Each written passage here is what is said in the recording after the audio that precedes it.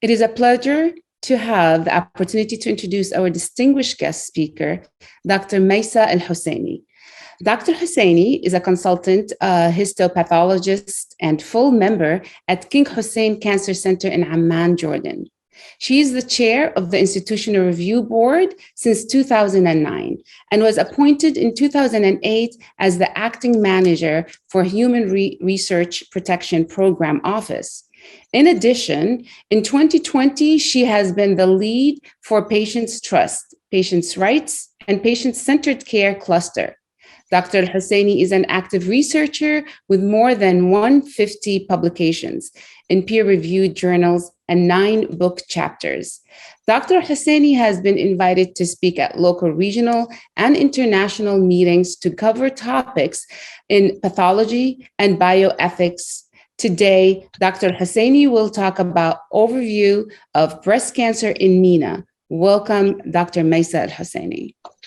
Thank you very much, dear Hanan, for the kind introduction, and thank you very much, dear Rula, for the kind invitation to present what I consider is like an overview of breast cancer in the MENA region. So I have no conflicts of interest, and it's just one statement that the lecture is based on available literature as until yesterday, actually, 25th of September 2022. So why breast cancer? Why did Rula invested a lot of time and effort and probably money in trying to establish and conduct this very important conference and the preceding workshops on breast cancer? Why breast cancer in particular? Well, according to the most recently available estimates from GloboCan 2020, breast cancer accounts for at least around 12% of all new cancer cases worldwide. So just by numbers, breast cancer, there were at least 2 million plus cases of new breast cancer diagnosed worldwide. When we when we compare the number or the incidence of cases to the number of deaths in breast carcinoma, breast cancer by absolute numbers counts or takes the 5th estimate of cancer-related mortality worldwide. But if we focus on breast cancer in females only, it's very clear from this figure that breast cancer accounts for something like quarter of cases of new cases diagnosed with cancer worldwide. However, if we try to further dig in and look into the incidence or the age-adjusted incidence and mortality rate worldwide, breast cancer ranks as #1 cause of cancer diagnosis worldwide. And because now we're conducting the adjusted or standardized mortality, it only ranks second to lung cancer as the cause of death worldwide. And this is perhaps why really a lot of education and increasing awareness is needed when it comes to breast cancer in general. One thing to note that although breast cancer is the commonest type of cancer worldwide, the burden actually of the incidence of breast cancer varies globally. So it's very well known that countries like the heavy resource or industrialized countries bear the highest incidence of breast carcinoma. It's in North America, in West Europe, in Australia, and in New Zealand. Our region, the MENA region, actually here, the incidence of cases lies in the middle, in between the high and the low incidence countries. But unfortunately, when we talk about mortality rates of breast carcinoma, the picture is completely different. Those countries that show the highest incidence are the ones which show less reported incidence mortality rates in comparison to regions which show intermediate to low incidence cases. And if we look at our region, for example, in Egypt, in Iraq, in Syria, they are among the countries with the highest number of mortality when compared to global mortality rates. Now, to zoom in a little bit further into the incidence, in particular the age standardized incidence rate, in our region, in the MENA region, ranges between 25 per 100,000 population in southern Sudan to the highest actually in Jordan, 59.5 per 100,000 population. Still, it's lower than Western countries, but surprisingly, Jordan ranks among the highest in the MENA region.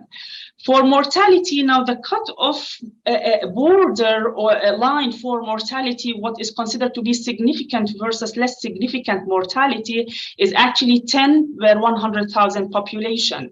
And Saudi Arabia is the only country in the MENA region where the age standardized mortality rate is lower than 10 per 100,000. Most other countries report numbers that are higher. However, in particular, Somalia, Syria, Djibouti, Iraq, Gaza, Sudan, Egypt rank as among the leading nations, which is with the figures higher than 20 mortality rate per 100,000 population. A very interesting study called a Concord study that looked at the survival analysis of breast carcinoma globally in general, with a focus on the MENA region, and they reported the 5-year net survival that was equal to 85%, similar to Western European nations and the United States in only 2 countries, which are Morocco and Jordan in the MENA region. Other countries like Kuwait, Qatar, Algeria were really among the lower or scored lower when it comes to survival analysis of breast carcinoma, with 70 to 79%, comparable to northern and eastern parts of Europe. Now, other countries probably were not reported, and so they were not included in the analysis. A very interesting recent study that was published just a few weeks ago, 2022, looked at the trends of burden of female breast cancer in the MENA region over 3 decades. So they looked at the incidence and mortality. So they looked at several parameters. Actually, it was the incidence, the mortality, and the DALI, the disability associated or lost years. And between 1990 and 2009, which means 3 decades, there has been 91% increase in the incidence rate of breast carcinoma in the MENA region. A really alarming figure. Now, mortality has not been as alarming. The increase in mortality has not been as alarming as the increase in incidence, but it's certainly something that warrants further digging into the causation and the underlying causes. We did we had recent publication, myself among others, in the region, and we tried to look into cancer burden among Arab world females in 2020 in comparison to 2018, and that was all types of cancer. Now, whether in 2018 or in 2020, and in comparison to world female cancer, breast was always ranked as #1 in terms of the incidence and in terms of the mortality, look in the MENA region as well as worldwide. But what was really very interesting is the following two captions from 2 tables. So in table 3, we look at Arab female cancer patients in 2020 versus the same in 2018. And if we compare absolute numbers, adjusted numbers, there is a clear increase in the incidence, whether this was by absolute numbers, in the mortality absolute numbers, or adjusted numbers, which is really alarming. And we should try to dig deeper into the underlying potential causes for this increase in numbers. Now, one way to mitigate, to try to decrease the risk of a breast carcinoma, it's very well known, is mammographical examination. So if we want really to try to investigate into the potential causes of increase in the number of breast cancer cases in the MENA region, one place to look for is the distribution of mammography and mammographic units among the MENA region. And this is the number that I managed actually to retrieve from the WHO website. So this is for countries that reported the number of mammograms present, mammogram machines per 1 million population in the MENA region. Now, worldwide, the accepted proportion is 100 per 1 million population.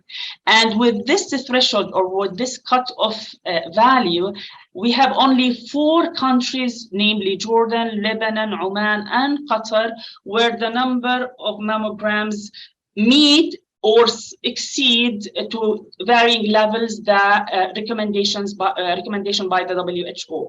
However, if you see, as you see from the graph, most countries in the MENA region fall actually much lower than the accepted threshold. And if we just try to draw a line, many of countries in the MENA region actually have less than even 25 mammogram machines per 1 million population. Really alarming figures. And one way also to try to mitigate or fight breast cancer is early detection. So what about early detection in the MENA region? How do we fare really in comparison to others? Again, a very recent publication that looked into breast cancer awareness, early detection and risk reduction in low to middle income countries with a special focus in the MENA region. And what they found, and the recommendation, especially in view of what I presented regarding the mammograms, is that perhaps the approach for early detection should be modified to meet really the limited resources in the region. So one of their recommendations was the early detection programs should combine geographically distributed mammographic facilities with clinical breast examination. So we should not really just adopt whatever international criteria or recommendations or guidelines would state, because we have a special situation in the region. What about the staging of the diagnosis of breast cancer in the MENA region? Again, a recently published paper in Cancer Epidemiology that looked at staging practices of breast cancer among registries, cancer registries in the MENA region. And very important finding from this paper, the claim that 65% of the cases diagnosed, breast cancer diagnosed in the region, were early breast cancer cases, stages 1 and 2. However, we should really interpret these findings with caution, because if we look at the figure that was in the paper itself, while the early stage localized or the regional, and this is the SEER staging system, this is not the TNM staging system, it shows as if there is predominance of lower stage cancer. Please pay attention to this gray bars in which the stage was unknown or not collected by the registries. So we have really to be careful when interpreting the results of staging as it comes out from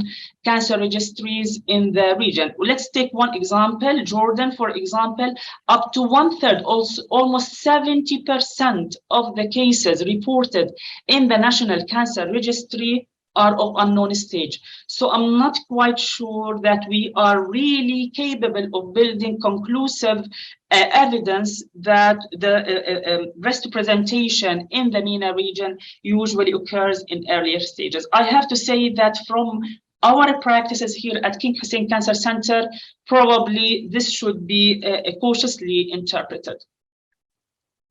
Now, what about pathological subtypes of breast cancer in the MENA region? Now, invasive breast carcinoma is the most common subtype in general, as is the case in the MENA region. The accepted usually figure is around 70%. So internationally, what is being reported is that 70% of invasive carcinomas in the breast are invasive ductal carcinoma. This number has been reported in Jordan, Libya, Morocco, and Oman. Other countries report higher incidences of invasive ductal carcinoma. Of course, this is against or versus other types of invasive carcinomas like lobular carcinoma, for example.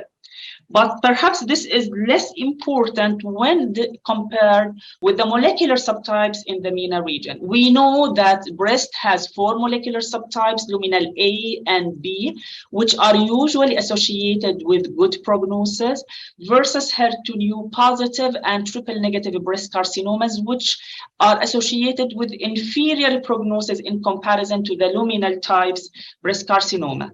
And surprisingly or not, we have a significantly higher rates of HER2/neu positive and a dominance of a triple negative breast carcinoma in the MENA region. And actually, this can be in a way depicted in this figure, which looked at the frequencies of the most common breast cancer types in Africa, where triple negative breast carcinoma was really common in Morocco and Tunisia, and ER negative tumors were common in Egypt and Morocco. So this, in a way, can suggest that perhaps the frequency and the subtypes which would dictate the treatment and the outcome of breast carcinoma might not be as present in international literature.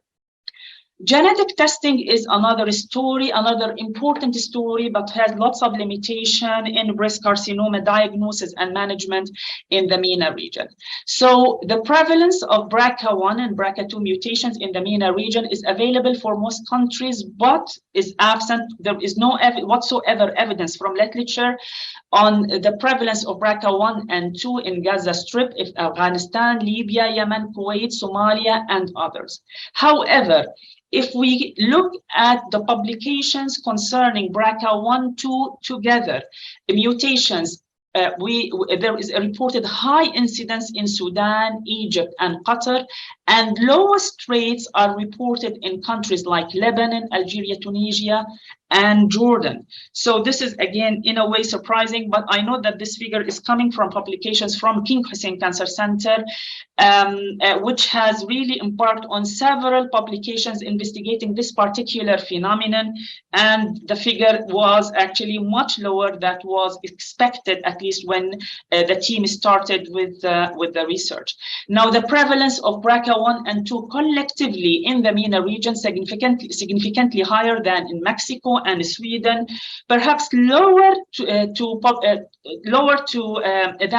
in comparison to populations like white population in the States, and is comparable to populations like European populations like in Spain. However, if we divide and looked at BRCA1 mutation rates versus BRCA2 mutation rates, the lowest rates of BRCA1 mutation were reported in Jordan, and this again comes from a piece of literature from King Hussein Cancer Center, and again this was like surprising fact or surprising finding to the research team, and highest rates were reported in Sudan.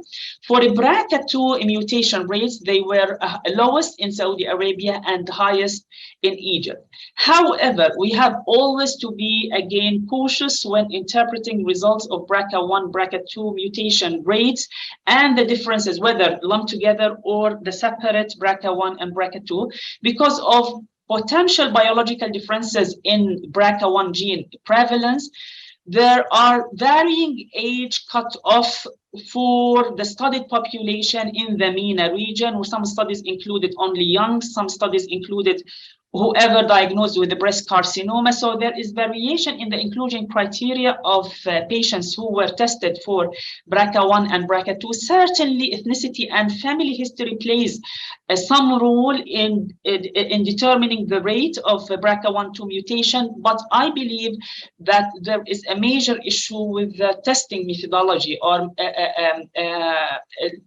the way, the approach, the method that was used for testing BRCA1 and BRCA2 is not unified throughout the MENA region, and this might account for some differences in the reported rates. Now, the last part of my presentation addresses perhaps a forgotten or overlooked part of breast cancer management in general, which is the psychosocial support for breast carcinoma patients in the MENA region. It's a recent and really very comprehensive literature, an article published on psychosocial aspect of female breast cancer in the MENA region. And the authors looked at, reviewed 74 articles published between 2007 until 2019. And the findings, the final findings were that the articles in general highlighted some socio-cultural as well as socio-political factors or barriers influencing the woman's experience with the disease. So, for example, women lack knowledge and were associated with fear, embarrassment, and some cultural beliefs or barriers against even testing for early detection of breast carcinoma. Women in rural areas with low socioeconomic status further lacked access to healthcare services. And importantly, women diagnosed with breast cancer report low self-esteem due to gender dynamics, a tendency towards fatalism. So the recommendation was actually by the authors to try to draw some type of collaboration between mass media, health and educational systems, and certainly social religious figures who really play or might play important role in promoting early detection, early examination, and early intervention for patients associated with some family history of breast cancer or for the early detection of a breast cancer, and try really to mitigate beliefs such as pain, fear, embarrassment that really surround patients, women diagnosed with a breast carcinoma. So in conclusions, I hope that I was very briefly able to share with you some important findings from literature regarding breast cancer in general and breast cancer in the MENA region in particular. Breast cancer is now the leading type of cancer worldwide. It surpasses lung carcinoma, cervical carcinoma, and other types of cancer. And it's second to lung cancer in mortality globally, and MENA region is no exception. There is a variation in the incidence and mortality rates globally and also within the MENA region. There appears to be an increase in overall numbers as well as incidence and mortality rates of breast cancer in the MENA region. There is a lack of adequate diagnostic infrastructure, which really might hinder efforts towards decreasing mortality and early diagnosis and management. Certainly, increasing awareness, human capacity building, and improving accessibility are key factors for promoting screening and early detection, thus improving the outcome of breast cancer in the MENA region. And I believe the workshop and the breast cancer conference in Gaza are really addressing many or most of these issues and most of these recommendations. And this brings me to the end of my talk. Thank you very much.